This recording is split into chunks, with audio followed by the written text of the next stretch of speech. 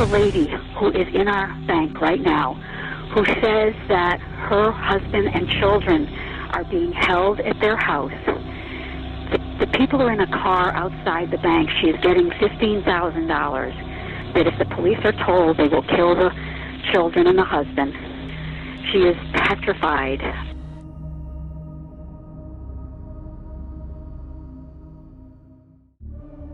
It's 3 a.m. on a cool and drizzly Monday morning, and the tony town of Cheshire, Connecticut is still sleeping.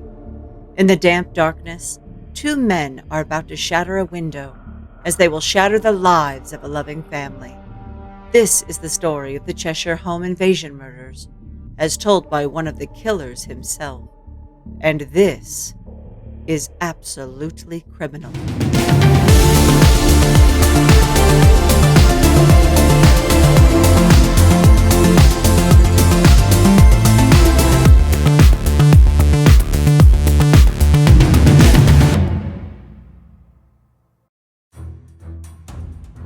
July 23, 2007. It's just after 9 a.m. Jennifer Hawk Petit walks into her local Bank of America branch in Cheshire, Connecticut. She walks up to the counter, sets down her purse, and whispers a desperate plea to the teller. Her family is being held hostage, and she is being forced to withdraw $15,000 for her kidnappers. Outside in the family's SUV, awaiting Stephen Hayes has made it perfectly clear that if Jennifer opened her mouth, he would instruct his partner, Joshua Komisarjevsky, to execute her family, who are under siege in their own home. They'd been held there since 3 a.m., when a shattered window touched off one of the most heinous homicides on record. A small town is reeling from a crime that is every homeowner's nightmare. A mother and her two daughters were killed by two men who invaded their home. The suspects just recently got out of jail despite having very long criminal records. Komisarjevsky, they say, sexually assaulted 11-year-old Michaela Petit, then left her and her sister Haley to die in a fire they allegedly set. Before 3 a.m. that morning, life was good for the Petit family. William had a successful medical practice. His wife Jennifer worked as a nurse at a private boarding school. Older daughter Haley played multiple sports in high school and wanted to be a doctor like her dad. Michaela was a bright student and loved to cook just like her mom. Dr. Petit met Jennifer Hawk when he was a young resident, and she an experienced nurse at Children's Hospital in Pittsburgh. By the end of his residency there, they would be married and eventually settle in Cheshire to start a family. That house on Sorghum Mill Drive, they thought, would host birthday parties, graduation celebrations, and eventually perhaps weddings and grandchildren. Regarded to be the mastermind of the atrocity, Joshua is a study in contradiction.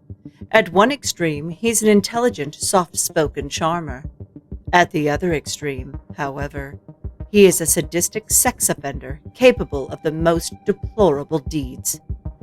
About 7 hours after the deeds were done, Joshua sat down with Detective Joseph Vitello of the Cheshire Police Department. Still reeking of gasoline, he delivered a detailed and disturbing confession. His version of events, unsurprisingly, differ from those of his co-defendant and the police, and would later be disputed in court. Here is that police interview, which was recorded in audio form only.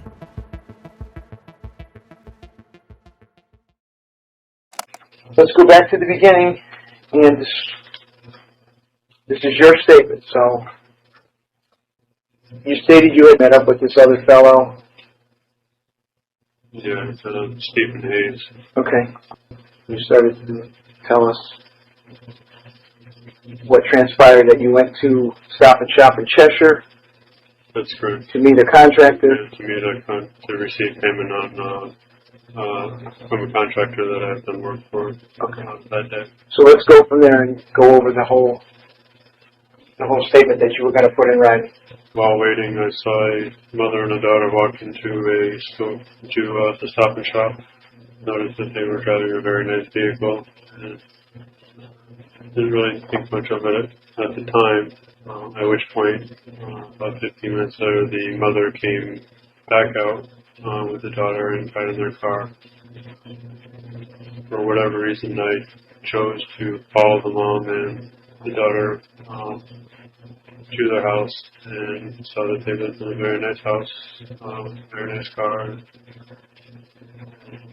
Thought it'd be nice to be there someday, not have to worry about financial problems and stress.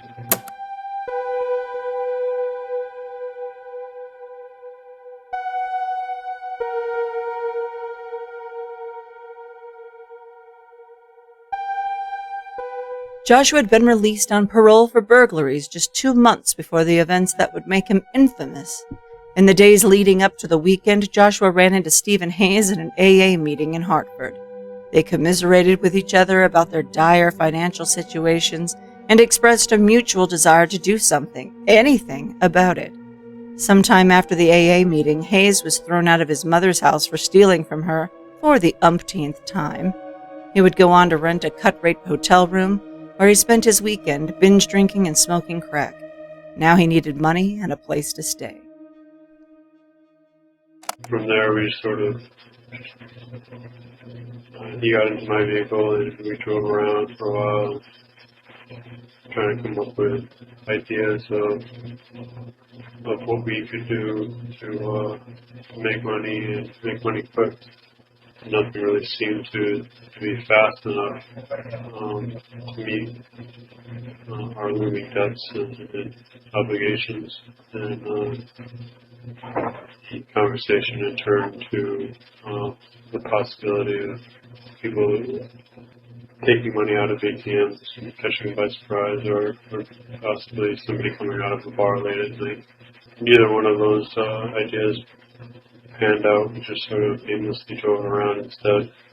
I had recalled that I had seen this lady driving a very nice car and knew where her very nice house was, and had made mention of that to Mr. Hayes, and the possibility of them having money in the house might be fairly decent.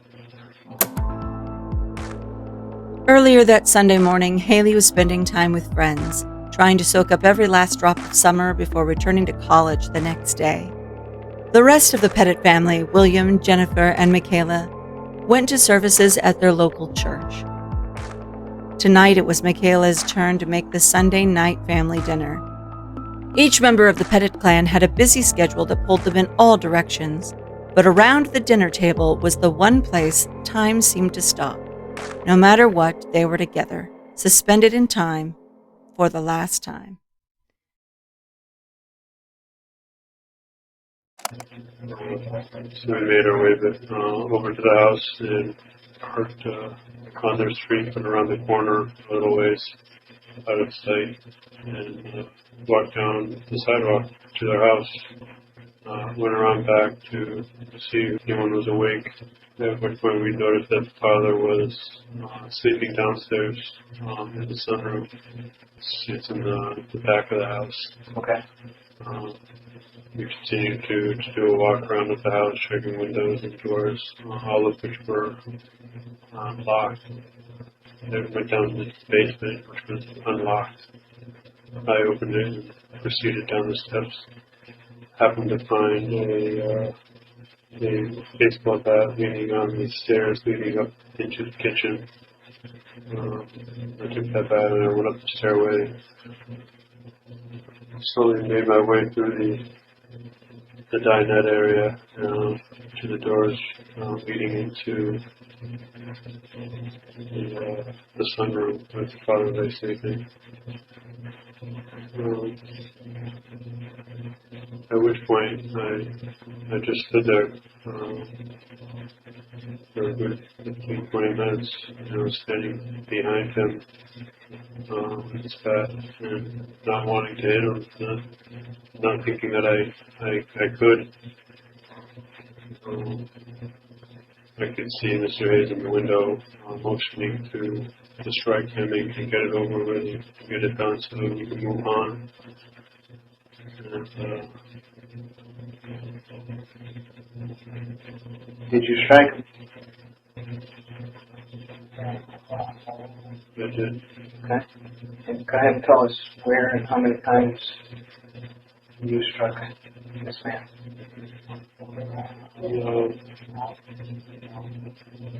I hit him in the head with his baseball bat.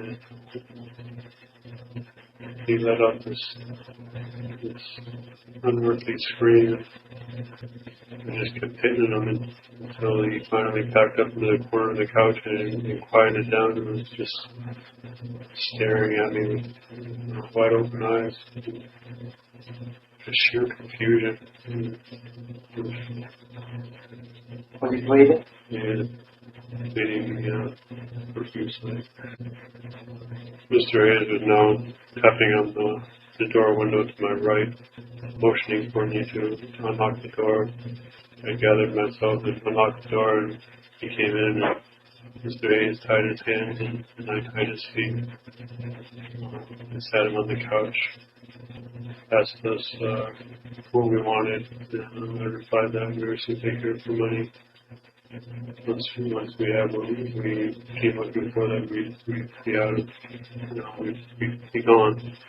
Mentioned that the three women were upstairs. At which point, Mr. Hayes and I proceeded up the stairway.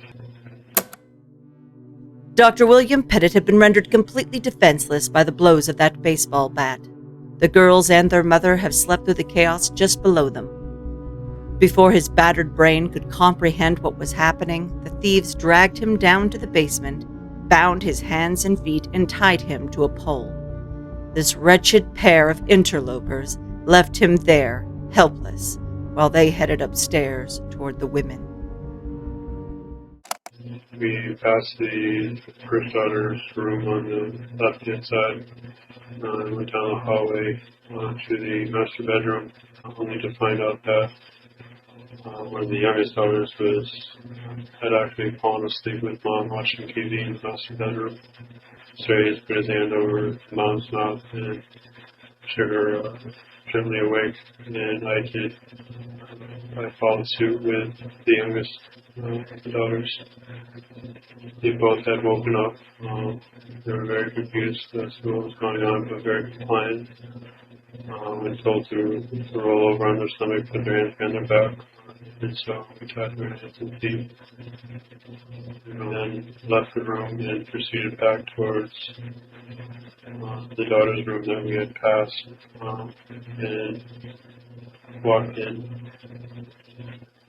And Mr. Hayes stood over the oldest daughter with the handgun, and I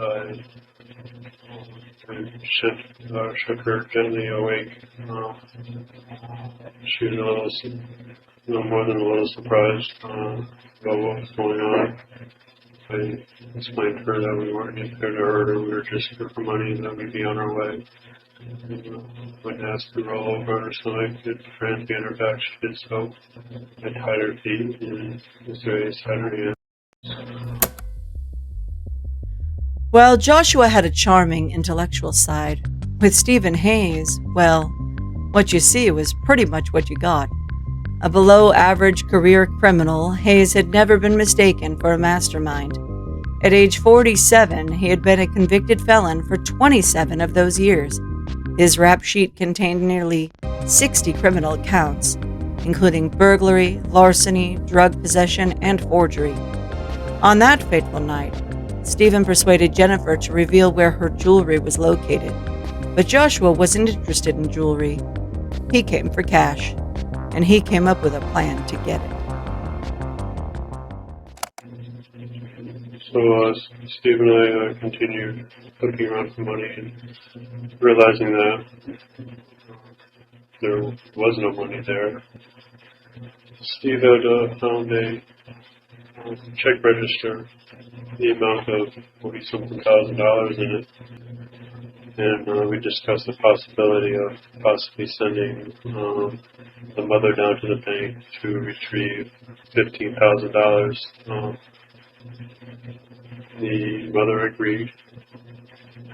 We reassured her that there wouldn't be any problems. We'd simply here for the money and be on her way. I went upstairs. The youngest daughter I noticed that she was, since being separated from her mom, she was a lot more stressed out than she was earlier.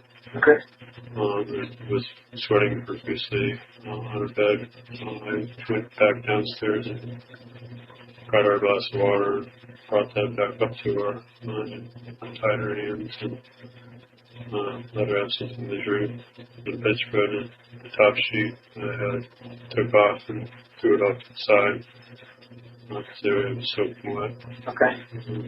I let her lay back down without tying her hands so that she was a little more comfortable. Okay.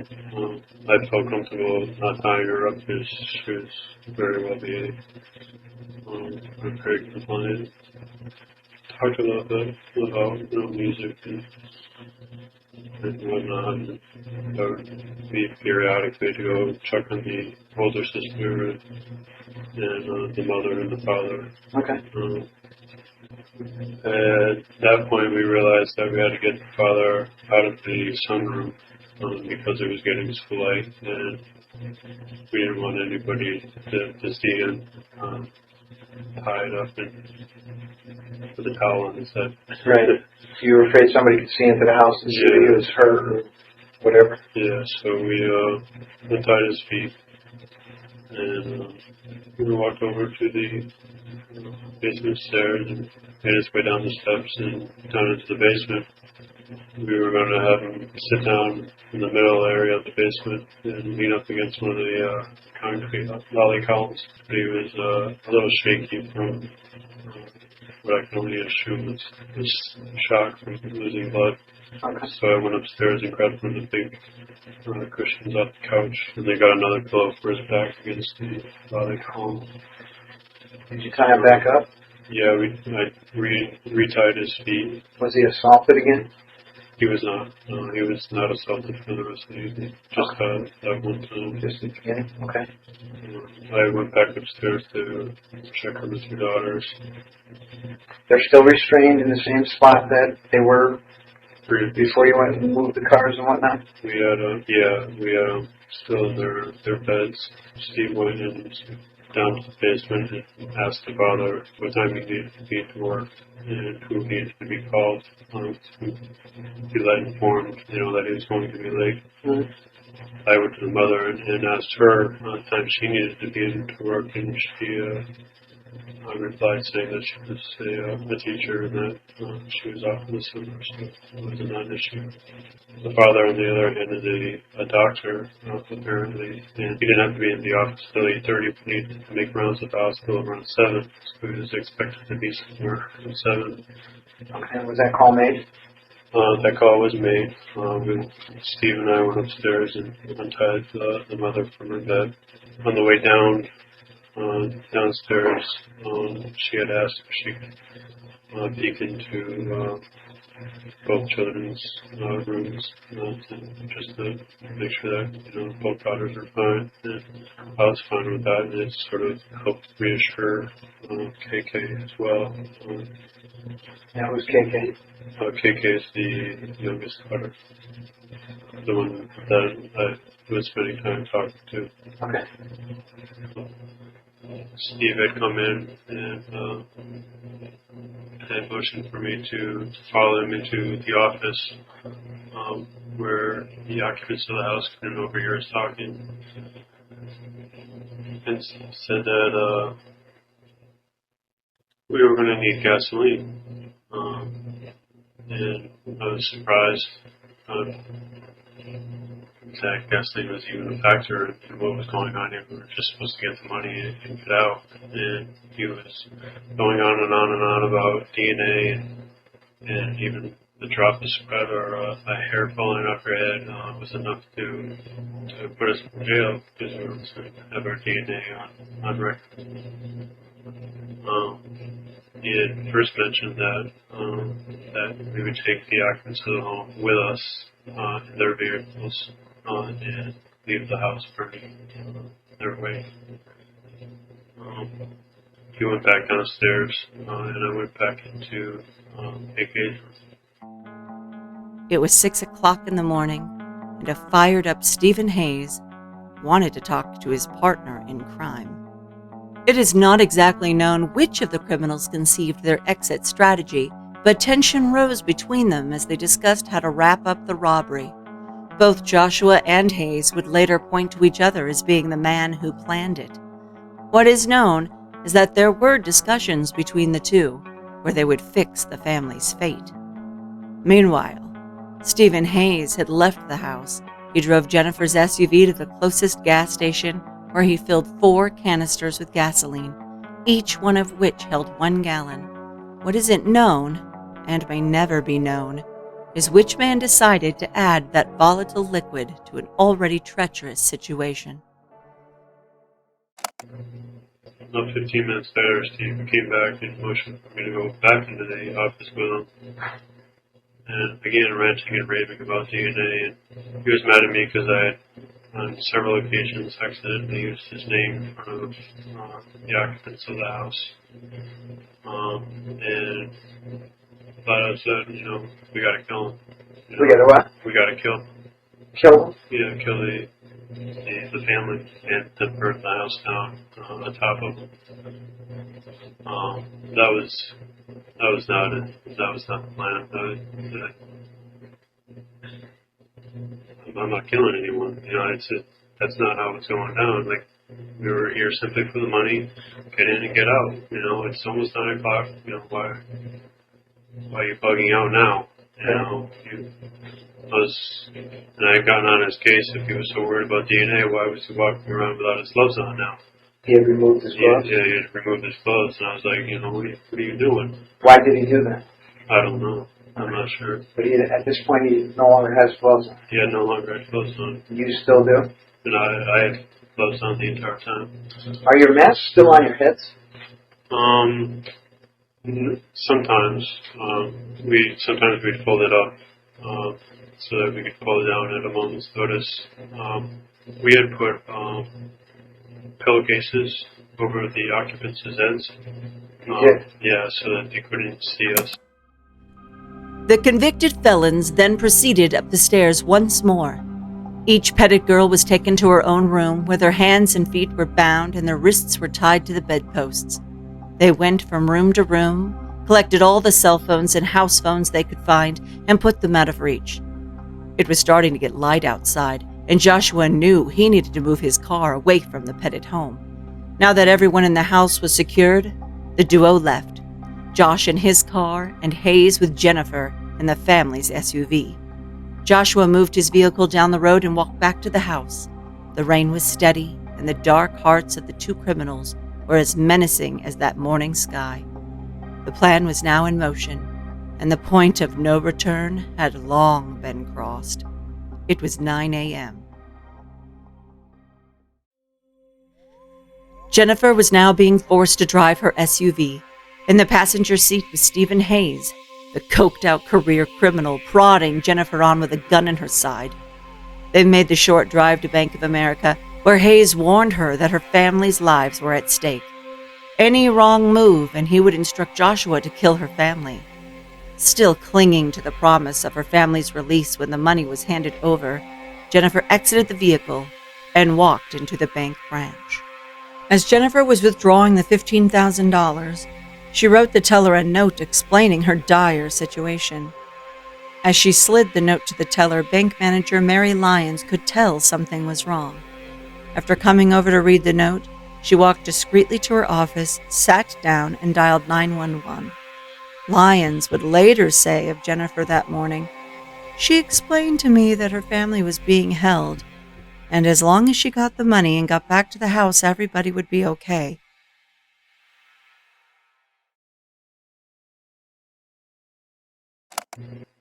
I went down to check on Dad. He was still sitting downstairs fine. I had gone upstairs and I checked on the older sister. She had needed to go to the bathroom, so I untied her and let her go to the bathroom, then retied her, and then went into KK's room and again sat down and we were talking about just shooting the shit, I guess, just to pass time. KK Rosebud. That's the affectionate nickname Dr. Petit bestowed upon his youngest daughter. One can only imagine the sheer audacity it took for Joshua to refer to Michaela by the name her father called her. There in her house, invading her space and security. How frightened must an 11-year-old child feel after being separated from her mother, tied to her own bed, trying her best to make small talk with the psychopath who had just turned her entire known world upside down. Unfortunately, things got much worse before the ordeal was done.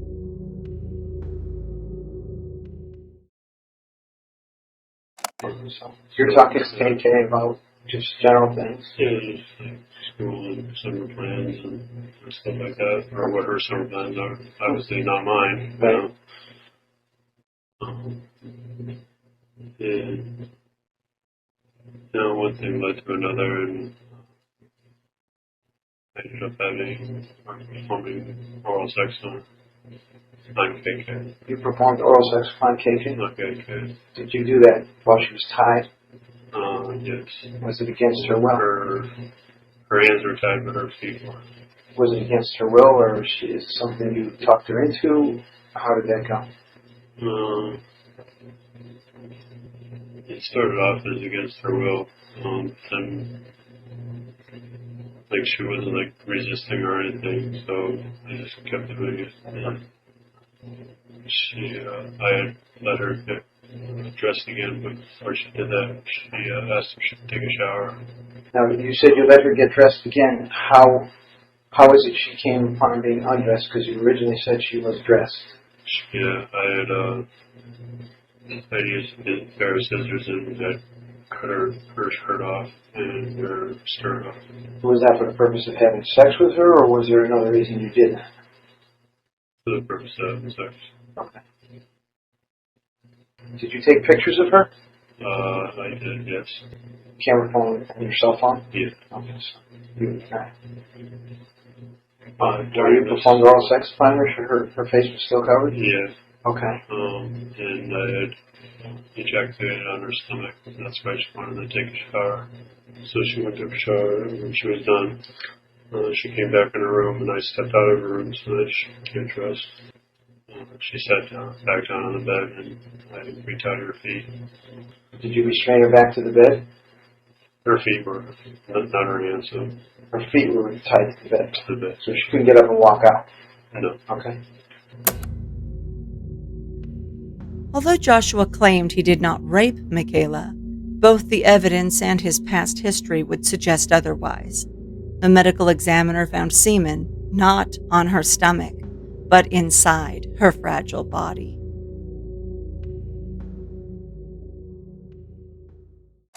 Did he get the money? He did come home back to the house with the money. Okay. Go ahead. He put the money in the bag. He sort of bluntly ordered me to retie Mom. So I tied her feet and her hands. He then pulls me to the side. We go into the dining room, which is on the other side of the house. And it says, very matter of factly, okay, you're ready. We gotta kill them and burn the house. I'm like, I'm not killing anyone. We have the money. There's not a problem. They've done everything. They don't know who we are. They can't recognize us. Why did he want him killed? He was upset with the fact that I had messed up and used his first name. Okay. He was also going on and on about DNA. If anyone had the most to worry about DNA, it would have been me. But I wasn't worried about it because she had taken a shower. Okay. So I don't know why he was so up in arms about it. Okay. He's like, well then, I'll kill the two daughters and you can kill the mom. I was like, I'm not killing anyone. And we kept going back and forth about it. And finally he was like, you know what, fuck it, I'll take care of all three of them. So he was walking around and talking about how he's going to just strangle all three of the women. He was in there for, it was 15 minutes, Along with the mom? With the mom, yeah. And I'm assuming he's just still trying to psych himself up. And during which time, I hear this noise down in the basement, and suddenly recognized it as the built door that led to the outside. Which is where the dad was. Which is right where the dad was. And I yelled at the same time I jumped up, screaming to Steve that the father just took off. He just left. And was racing towards the room that he was in. And he was then coming back towards me. And as we're converging on the basement door, I could see behind Steve that the mother was laying lifelessly on the floor with her head on the love seat, and her pants were down around her ankles. Did you check on her? Did you ask him what he did? No, because being an EMT, I've seen plenty of lifeless bodies, and I recognize the mother as being quite lifeless. But you didn't actually see him strangle or rape her, but that's your opinion. That's my opinion. She's definitely lifeless, and in your opinion, dead at this time. Yes. So now you both head towards the basement. He stops at the basement door, and Park sent me to run down there and check to make sure that he did in fact take off. Yeah. Which I did. I went down there and sure enough, he had definitely taken off out the back. Did you chase him? No. Okay, go ahead. I went back upstairs and told Steve that he's gone. We gotta get out of here right now. We have to leave right this second. And Steve's taking all this time to. I don't know what he was thinking. He ends up taking the bag with money in it and shoving it in my chest and tells me to go start the car. Okay. And I'm like, where's the keys? Where's the keys? Where's the keys? And he's like, I don't know, they're over there somewhere. And we're going back and forth. And in the middle of that, he darts into the garage. Okay. I turn around to keep looking for these keys. And I turn back around and he's pouring a whole bunch of gasoline on the kitchen floor. And down the front hallway, which leads to the stairway. Did he pour gasoline in there where Mom is? I believe I didn't see him pour gasoline on her, but there was certainly gasoline there. He then went up the stairs with 2 bottles. Did you follow him upstairs? I did. I followed him up the stairs because I couldn't understand. I was like, you can't seriously be contemplating burning these 2 girls alive. You can't do that. You just can't. He walked out of the master bedroom, walked past me, back downstairs. I went to KK's room. She was still in her bed. She's still alive? Oh yeah, absolutely. Okay. Face is covered?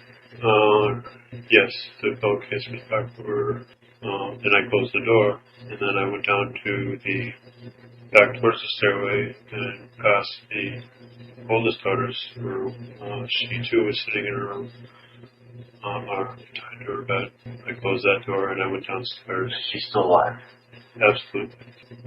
I can't imagine anyone being burned alive, so I thought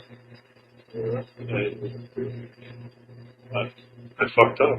They did what they were supposed to do. There's no reason for them to die. They were compliant the entire way. They're both, very bright young ladies. Even the mother shouldn't have died. She went out of her way to be, compliant. To the T, with no talk back, no nothing. And why is this happening? I don't understand. This isn't the plan. We're supposed to just get the money and get out. Right. Period. They hadn't seen our faces.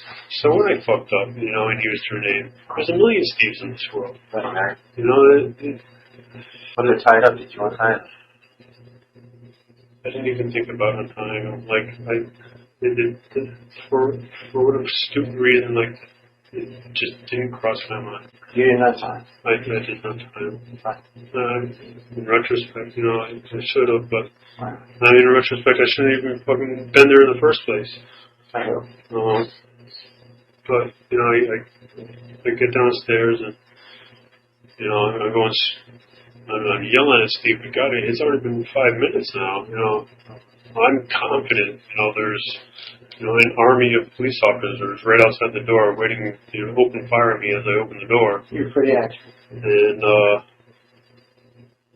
And so I'm going straight for the back door, and Steve was like right behind me. And I get out the back door, and I'm going towards the back corner of the house, which leads to the garage, the front side of the garage where the car's parked. And I turn around, and Steve's not behind me anymore. So now I'm backtracking back into the house. Okay. And as I'm doing that, I'm looking through the sunroom, and I can see in the neighbor's yard that there's somebody plainly sitting there in the bushes watching us. And I was like, this isn't happening.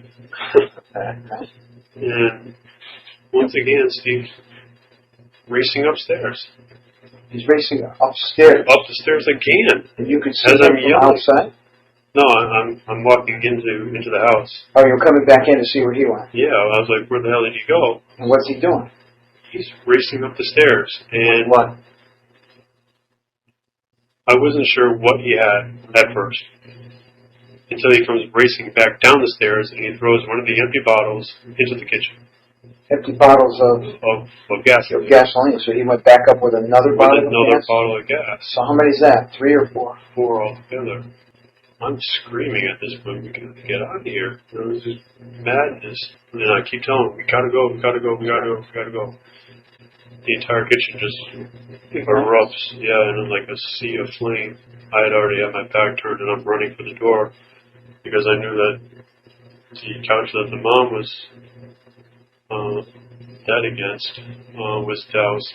So I'm racing out the door, and I race around the corner. I jump into the car, put the key in the ignition, I start it up. And just as I started up, Steve comes running out and jumps into the passenger side. And as I throw it in reverse, the vehicle in reverse, I hear a cop siren. And I look in my rear view, and there's an unmarked car just pulling up and blocking the driveway. Okay. Which I proceeded to hit. Now, at this point, is the house fully on fire? Could you tell if the house is on fire? I wasn't even looking. You didn't know at this point. So you back up, you hit the unmarked, you're trying to flee.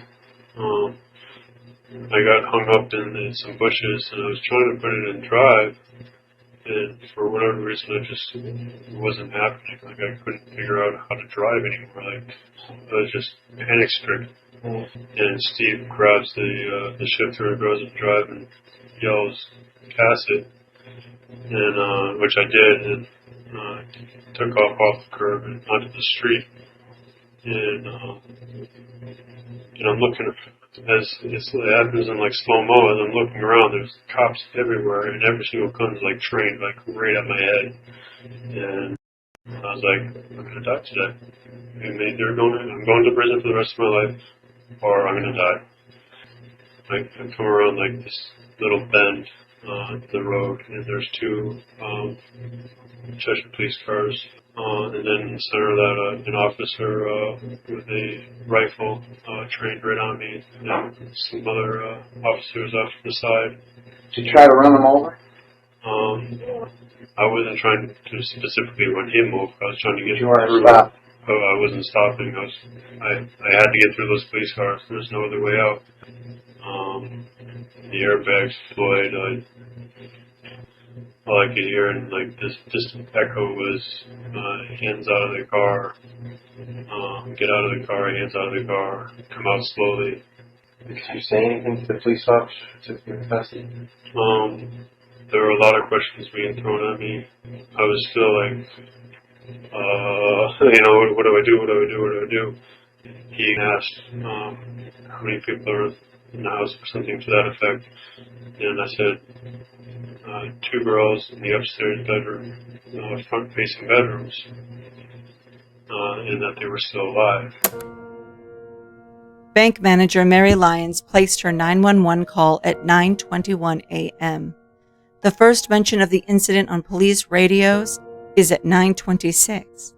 2 minutes later, a description of Jennifer's car was broadcast along with a license plate number. At 9:32, the first officer arrived at the Petit house. Seconds later, The shift commander could be heard on the radio ordering officers not to approach the house. At that time, everyone inside the house was alive. While police cruisers gathered outside, Jennifer Hawk Petit was raped and strangled to death by Stephen Hayes. As officers set up a perimeter, Haley and Michaela, still tied to their beds, were doused with gasoline. As cops followed protocol, a match was struck and the die was cast. Police radios crackled to life. The Petit girls gasped and coughed. Commanders ordered the SWAT team. Dr. Petit escaped the basement. Both the Hawk and Petit families have been extremely critical of the response, or lack thereof, of the Cheshire police on that monstrous morning. They contend that the police arrived in time to see Jennifer and Stephen Hayes exit the SUV and walk into the house. One officer could be heard on the radio reporting a wounded Dr. Petit running from the home. Jennifer's sister questions why.